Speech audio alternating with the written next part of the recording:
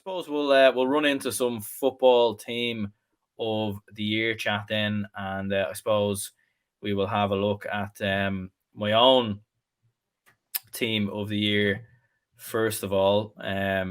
Whenever it does decide to load, so we do have it here. So as you'll see there, Stephen Cluxton in goal. I've given him an extra S there. We'll fix that. Apologies. We've got Tom O'Sullivan, a cornerback for Kerry. Jason Foley, a fullback for Kerry. Mick Fitzsimons in there for Dublin. The halfback line, James McCarthy, Dublin. Toig Morley, Kerry. Conor McCarthy, Monaghan. Midfield, Brian Fenton, Dublin. Brendan Rogers, Derry. Half forward line, Paul Mannion, Dublin. Sean O'Shea, Kerry. Cormac Costello, Dublin. Full forward line, David Clifford, Kerry. Shane McGuigan, Derry. And Colm Basquel, Dublin. So thoughts on that there. I was having a look at your team. I actually don't think it's entirely. I think there might be one or two changes really, but I think midfield and forwards wise, I think we have the same teams. Yeah, exactly. So, and you gave Cluxton an extra S, so Cluxton must be that good. He's almost like two players on the pitch. So, and Cluxton's absolutely exceptional there. Deserves a goalkeeper. I had Shane Ryan in goal, but I just think both of them, again, like Tyke Moore and Garth McKinless, I think that's a toss-up, to be honest with you. I count the team, there's only 3 changes to the team, so they aren't that different.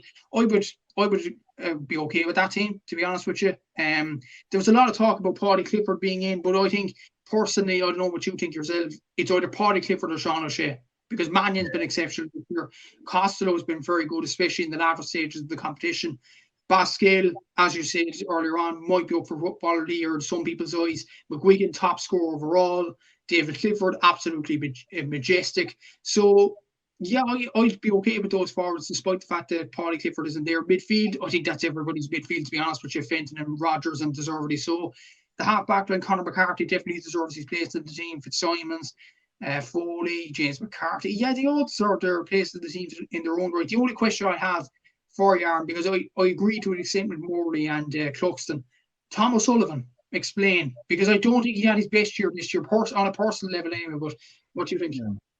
Yeah, I still think he had a very good season from a Kerry perspective. I think in the final, obviously, as you said, Costello done a fairly decent job on him, but I still think he offered a lot going forward. Defensively, obviously, Kerry were pulled apart in different moments, but I still think he stood up in big moments, and I still think he delivered in big moments from a Kerry perspective. Against Derry, I thought he was fairly impressive as well. So, yeah, like I think it was one of them. It was probably like I was kind of looking at it from a cornerback position and thinking there wasn't really too many others who hugely stood out as well. Ryan Wiley maybe from Monaghan, Owen Merchant maybe for Dublin, but he didn't always start. Davy Byrne, I wasn't entirely sure. Like he could have maybe put him in. He did have a fairly good game yesterday, I felt as well. Maybe looking at like from a Derry perspective, someone like McCaig or McAvoy, but I suppose we'll have a look at your side then. I think you had Ryan Wiley in there, just looking at it in a cornerback, and he had Garrett McKinless in at centre back, as opposed to myself having Toig Morley in there, and I think that's it then. I think Shane Ryan in goal instead of Cluxton. Shane Ryan, yeah. So yeah. It was an interesting one actually. I waited, unlike the hurling one last week where I made a load of errors. This week I waited and decided on the team. I think I came up with the right team personally. Like the two changes that are different to yourself, Shane Ryan, Cluxton and Ryan, it's a toss-up. Both of them have been absolutely very, very good this year. I just think Ryan, in the crucial moments for Kerry, he delivered. I just think more than Cluxton did for Dublin this season. That's just my honest opinion. Against Mayo, Ryan was Kerry's saviour.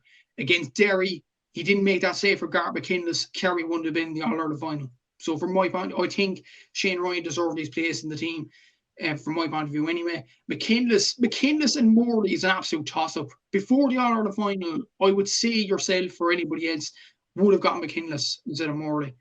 But because Morley had a very good All-Ireland final, like it's very hard to leave him out in.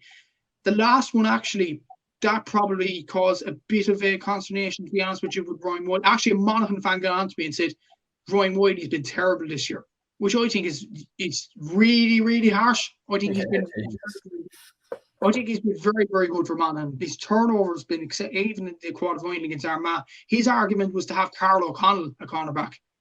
I don't know what you think about that yourself. Like, it's an interesting viewpoint there, but what do you think of those changes yourself? Would you be okay with those changes or not? Yeah, but Carl O'Connell plays wing back though, doesn't he? That's the thing, yeah.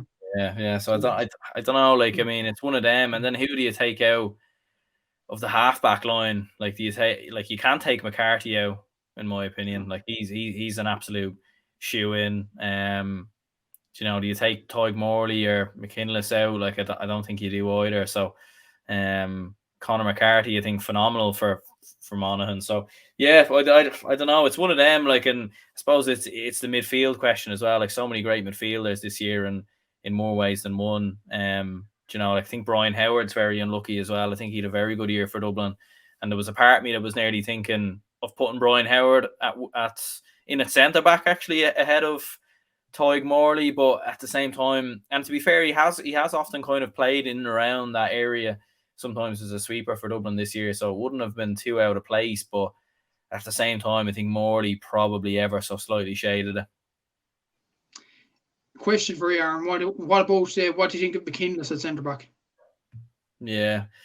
No. Again, it's a tough one. Like, I mean, he was phenomenal against Kerry. He did a very, very good game, but I just think Toig Morley probably just had a very, very good final. Done a very, very good job in there at centre back. Thought he had a phenomenal game, and I think he just probably ever so slightly edged it. I think McKinless obviously gets that goal against Kerry, and that's probably maybe what ever so slightly maybe you would think would slightly swing it. But at the same time, I think Derry were cut open at times in the semi-final. And look, it's one of them. It's it's chalk and cheese with these teams. Like, you're not putting one player in ahead of another player because one player isn't good enough. It's just opinion, isn't it? Between Morley and McKinless, I could have put any of them in there.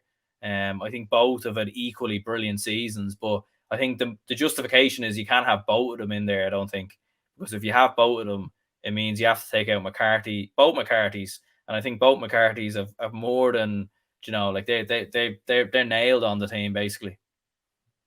Exactly, the McCarthy name. It's running deep and long in Irish tradition and fair play to McCarthy here.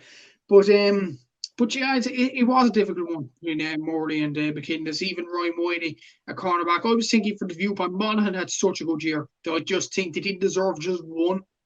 And I was just thinking they deserve two. And I just thought Ryan Whiteley was exceptional. Actually, another person that popped into my Instagram comments, other than Paddy Clifford at the forward line, they were saying Conor McManus plays golf, which was a weird ground, to be honest with. But what I would say, McManus, it was exceptional what he did against Dublin, his shooting and all that. But if you're talking about the whole year, did McManus deserve it? In my opinion, no. And I'm sure Like, he wasn't starting. He wasn't starting every game, though. Do you know that way? Like, he didn't start against Armagh. He didn't. I know he came off the bench, and look, he had a phenomenal game. And look, he's a contender, and he definitely deserves to be in the conversation. But I don't think he should have. I don't think so. Like, Enda Smith is probably another one maybe that deserved a good mention. I think he might have got on the Sunday Sport Team of the Year, something like that. I've seen him maybe on a few ones.